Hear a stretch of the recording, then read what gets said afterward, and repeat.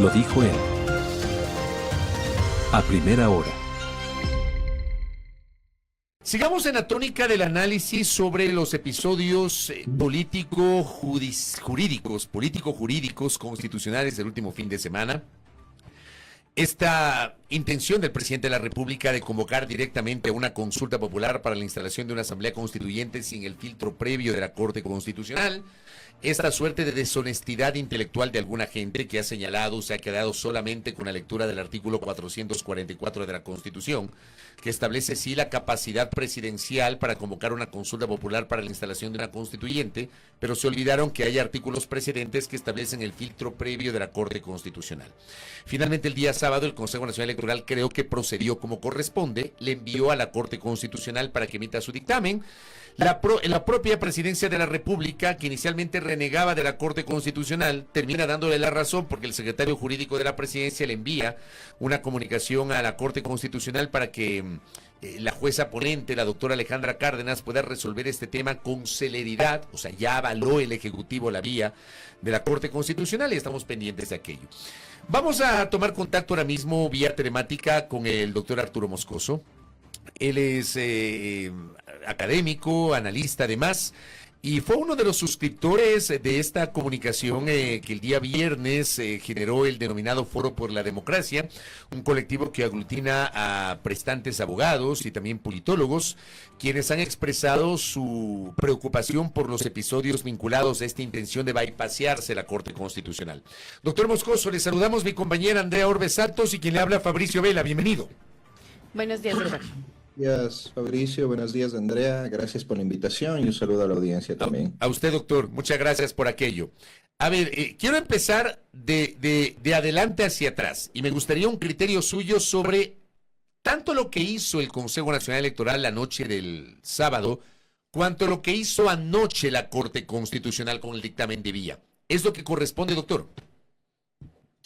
Bueno, no era precisamente lo que correspondía. El presidente debió haber enviado primero a la Corte el decreto 153, igual que el 148, pero creo que aquí ambos organismos, ambas entidades dejaron que prime un poco de sensatez en la medida de que continuar con un enfrentamiento con el Ejecutivo no iba a traer nada bueno, ¿no? Entonces, creo que han tenido una decisión salomónica, sobre todo la Corte Constitucional, en abocar conocimiento del decreto 153 enviado por el CNE y proceder pues a calificar la vía, ¿no? Entonces, no era el trámite normado per se, pero en todo caso creo que se ha subsanado la situación y se ha superado el impasse, al menos por ahora, y creo que eso es positivo, ¿no? ¿Cómo mira en estos siguientes procesos? Entendemos entonces que el segundo paso sería la sentencia de constitucionalidad sobre las preguntas para que sean claras, para que no sean manipuladas, etcétera. ¿Cómo ve usted, cómo avisora este segundo paso que tiene que tener la Corte Constitucional? Bueno, ahí puede haber problemas. Ahí puede haber problemas porque, y esto es importante que lo sepa la ciudadanía y quienes nos escuchan, el que la Corte Constitucional haya calificado que la vía adecuada de la propuesta hecha por el presidente en el decreto 153 es la Asamblea Constituyente, no implica que ya vamos a tener una Asamblea Constituyente. Ojo. Implica que simplemente la Corte ha dicho que, ok, está utilizando la vía adecuada, que es hacer una pregunta a la gente si es que se quiere una asamblea constituyente. Ahora viene la calificación de la pregunta per se, ¿no? Y de los estatutos que acompañan a la pregunta, ¿no? Aquí es importantísimo que esté bien hecho, porque la revisión permite examinar si es que se garantiza la libertad y la lealtad de los electores, se cumple con los cargas de claridad para evitar preguntas vagas, ambiguas, tendenciosas, ¿no? En relación a la pregunta. Que no se instrumentalice al votante, ¿no? Y se examina que la propuesta garantice los derechos políticos, ¿sí? Entonces, en En este momento, como está el estatuto, me parece a mí que podría ser esto problemática porque es un estatuto que no me parece bien desarrollado, ¿no? Podría ser bastante mejor. eh, y el gobierno, si es que quisiera, podría enviar hoy mismo o en cualquier momento previo a la sentencia que diga si es que la pregunta es constitucional, que es el momento en el que estamos, pues alguna aclaración o una ampliación de su estatuto, eso ya se ha visto en otros momentos. Ojalá que el gobierno haga una revisión para que por el bien, sobre todo de la ciudadanía, esto siga fluyendo, ¿Por ¿no? qué no le parece bien desarrollado, doctor? ¿Qué es lo que le causa tal vez preocupación? Por algunas cosas, ¿no? Creo que el tema de la representación, ¿no? Con este método DONT o de Hunt, como se le dice, eh, es un método que cuando estamos hablando de partidos mayoritarios, tiende a sobrerepresentar a los partidos mayoritarios o partidos fuertes y subrepresentar a los partidos más pequeños, ¿no?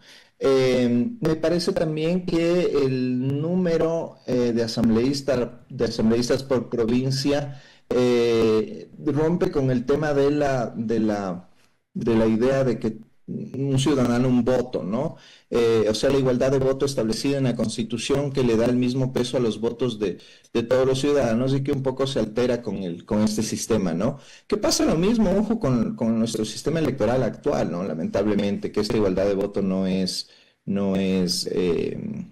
muy claro, ¿no? Eh, Más que claro, no es muy justo, sobre todo, ¿no? No sé si el plazo sea real, 180 días más 60 de prórroga para elaborar una nueva constitución. Claro, se entiende por la premura del gobierno, los momentos políticos pueden cambiar. Pero verá que Eso ese plazo, si mal no recuerdo, ese mismo plazo lo tuvimos en Montecristi, ¿no? 6 más 2 meses adicionales, fueron 8. Pero recordemos que en Montecristi había un control absoluto de la Asamblea por parte del oficialismo, ¿no? Ahí Claro, no había debate. claro, tiene razón. Digamos que ese es ese tal vez ese podría ser el elemento diferenciador con el actual momento. Claro, ahí tenemos de todas formas, ahora en este momento tenemos dos fuerzas políticas importantes que podrían acaparar la Asamblea y recordemos que se necesitan 2 tercios para los que se ha denominado aspectos estructurales, ¿no? Que tampoco está muy claro cuáles son los aspectos estructurales, pero yo asumo que son ya temas de la estructura misma del Estado, ¿no? Las funciones, cómo van a funcionar las funciones, la relación entre funciones, los organismos constitucionales autónomos, vamos a tener una Corte Constitucional con los mismos poderes que la que tiene ahora, etcétera, un montón de esos temas, ¿no? Y si no se ponen de acuerdo en los 2 tercios, ¿qué va a pasar, no? ¿Qué vamos a hacer? La Asamblea se va a quedar inoficiosa y va a tener que cerrarse, o sea, creo que eso tampoco está claro, ¿no? ¿Usted cree tal vez que con este ejemplo que acaba de señalar y esta explicación, el estatuto debería parecerse en algo a aquel estatuto que viabilizó la instalación de la Constituyente de 2007? No, porque ese estatuto era un estatuto diseñado para una asamblea que se arrogó plenos poderes, ¿no? Y creo que esto al menos no está claramente delimitado o establecido en este estatuto, ¿no? ¿Qué quiere decir plenos poderes? Que la asamblea no solo elaboraba la Constitución, sino también elaboraba la legislación. Acordémonos de los famosos mandatos, ¿no? Muchos de ellos abusivos y que han sido incluso así determinados por la justicia internacional, ¿no? Entonces, estos mandatos en teoría ya no deberían haber y además la Constitución y los mismos dictámenes de la Corte Constitucional impiden que esto suceda, ¿no? Ahora bien, doctor, usted dijo algo que me parece interesante, que en estos 20 días término que se abrieron a partir de ayer con base en este plazo establecido por la Ley Orgánica de Garantías Jurisdiccionales y Control Constitucional, el Ejecutivo bien podría enviar un alcance o alcances aclaratorios a propósito de esta alerta que usted ha señalado y que buena parte de la comunidad jurídica también ha mencionado sobre los hierros incorporados dentro del Estatuto Electoral. Pero pregunto, digamos que el Ejecutivo no lo hace, ¿la Corte podría en este lapso de 20 días término, ¿podría devolverle al Ejecutivo, decirle, vea, esto está mal, corrija? ¿Eso se puede hacer en derecho o lo que resuelva la Corte ya es definitivo? O sea, si cumplido este término, este tiempo, podría ser antes, la Corte dice, esto no sirve y ahí queda, y no se puede y se archiva. ¿Cómo es ahí un poquito el procedimiento, doctor? No, la Corte sí puede hacer un análisis del estatuto y formular observaciones Ya. y entregarle al presidente para que corrija, ¿no? Pero claro, en esa sentencia. Entonces, en la sentencia, la sentencia le puede servir al gobierno para volver a plantear el estatuto, para volver a entregar el estatuto ya con las observaciones y correcciones que se requieren. Ahora, esto alarga más los plazos del tema de la constituyente, y si lo que quiere el gobierno es ir a una constituyente lo antes posible, y ya la pregunta estaría fijada para este próximo 15 o 16 de noviembre, no estoy muy seguro. Y si se quiere que la pregunta esté ahí, entonces lo que el Ejecutivo debería hacer es tomar el estatuto, arreglar los problemas que tiene, mejorarlo y presentar un escrito aclaratorio previo al pronunciamiento de la Corte, para que la Corte pues ya lo revise con estas aclaraciones y ya no haya este problema de una sentencia negativa en este segundo momento, ¿no? ¿Cómo lee usted que tal vez el Ejecutivo no quiera hacer esos cambios o no quiera enviar una mejora de este estatuto? Podría ser, incluso hemos hablado con algunos analistas, de expertos que dicen que podría ser incluso una estrategia para seguir enfrentándose con la Corte Constitucional. ¿Considera que puede ser así? Sí, por supuesto, si la estrategia del gobierno es tener un enemigo al que se le pueda endilgar los problemas del país, la Corte Constitucional evidentemente no tiene ninguna injerencia o muy poca injerencia en cómo funciona el Ejecutivo en combatir los problemas del país o legislativo, ¿no? Puede hacerlo, puede decir, ahí está, no quieren una constituyente, si es que esto es un distractor, ¿no? Y sí da mucho que pensar en eso, porque al final un proceso constituyente es un proceso complicado, un proceso largo, como hemos señalado, y un proceso en el que el gobierno no necesariamente va a tener el control. Recordemos que hablamos ahora de dos fuerzas políticas importantes. El correísmo, por supuesto, está de capa caída, como se dice, pero no es una fuerza política que haya desaparecido, ni mucho menos, ¿no? Incluso este tema de las movilizaciones que estamos presenciando, la insatisfacción social con la eliminación del subsidio, el tema de la ausencia del Estado en muchos temas sociales, el tema de las medicinas. Vimos como una persona moría en la calle por no ser atendida en un hospital público, etcétera, ¿no?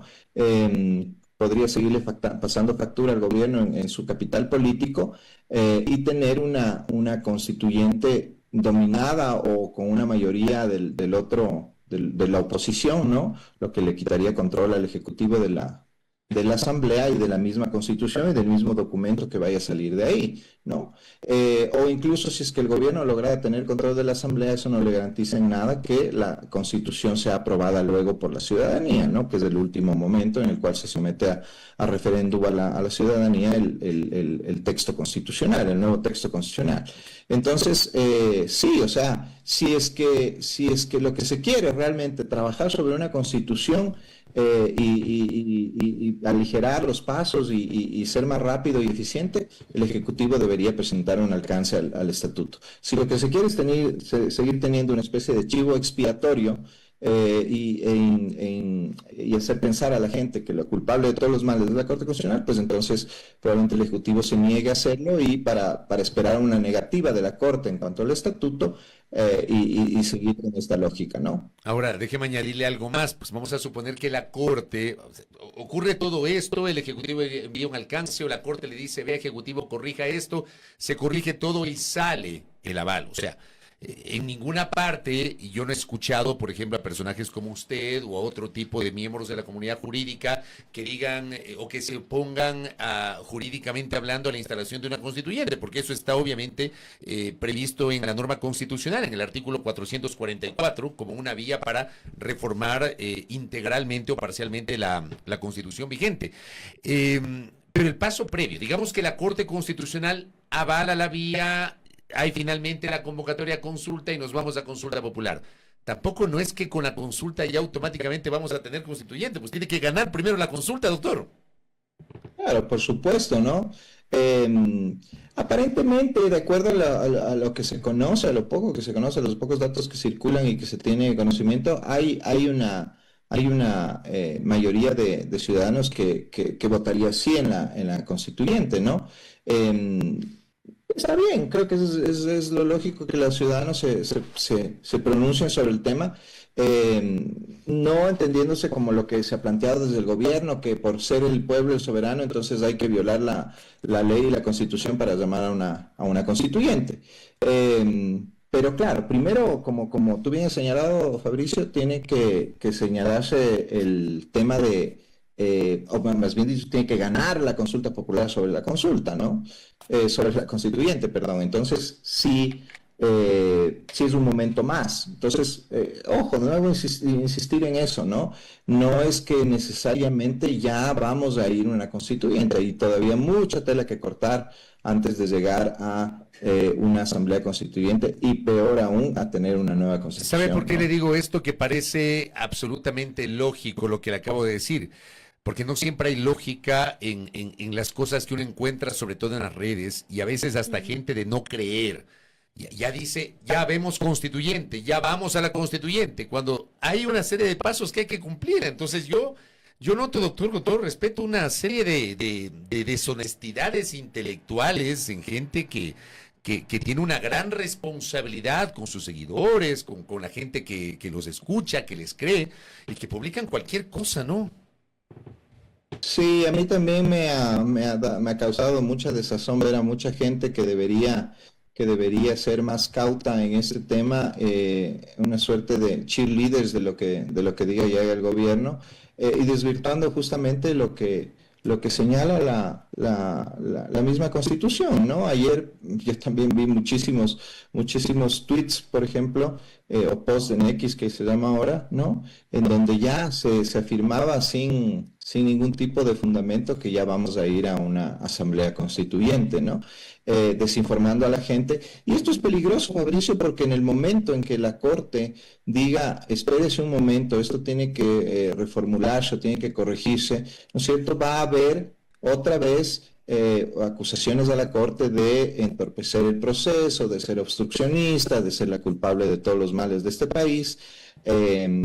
Y no está bien, ¿no? No está bien. Entonces, yo creo que hay que tener un poco de cautela. Yo más bien te felicito a ti por tener una posición mucho más cauta en este tema. Pero sí, ¿no? Se entiende que algunas personas no comprendan bien el proceso. Es un proceso complejo, es un proceso bastante técnico, ¿no? Pero sí, hay gente que debería estar informada, debería conocerlo, de no creer y que se ha pronunciado diciendo que ya va a haber una constituyente. Entonces uno se queda con el mal sabor de por qué lo está diciendo, ¿no? Lo está diciendo porque no entendió realmente o hay algo detrás para seguir en este proceso de enfrentamiento con la Corte. Muy bien, doctor. Veamos qué pasa en estas horas. Estamos pendientes. Yo creo que el camino está trazado y usted lo ha explicado con mucha prolijidad. La pelota está en la cancha de la Corte, pero también del propio Ejecutivo, que debería corregir aquello que envió mal dentro del estatuto, si es que en realidad quiere ir a una asamblea constituyente, convocando primero una consulta popular. Doctor Arturo Moscoso, le envío un abrazo muy gentil. Gracias, doctor. Muchísimas gracias, a las órdenes. Gracias al doctor Arturo Moscoso, que ha estado con nosotros, académico integrante del Foro por la Democracia. Primera plana. Todas las noticias, todas las voces.